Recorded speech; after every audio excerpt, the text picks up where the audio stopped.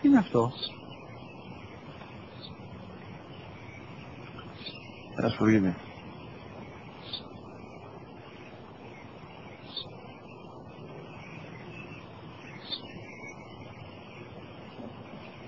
Τι είναι αυτό?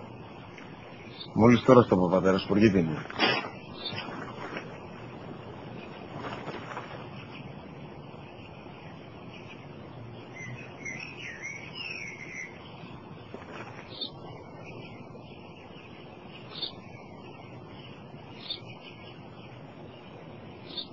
Τι είναι αυτό?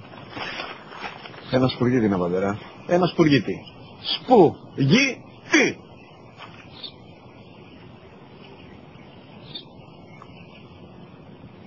Τι είναι αυτό? Γιατί το κάνεις αυτό το πράγμα, μπορείς να μου πεις? Τόσες φορές σου είπα, είναι ένα σπουργίτι. Δεν το καταλαβαίνεις. Πού πας?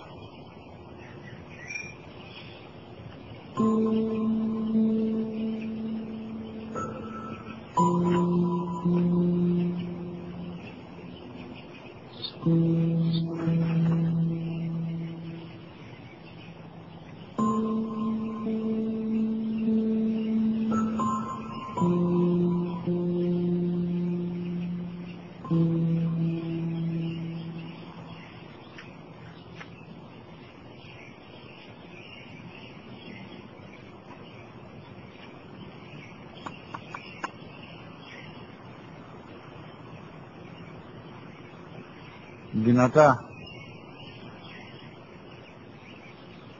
Σήμερα ο μικρός μου γιος που πριν λίγες μέρες έκλεισε τα 3 καθόταν μαζί μου έξω στο πάρκο όταν ένα σπουργίτι ήρθε και κάθισε απέναντί μας. Ο γιος μου με ρώτησε 21 φορές τι ήταν αυτό και του απάντησε και τις 21 φορές ότι ήταν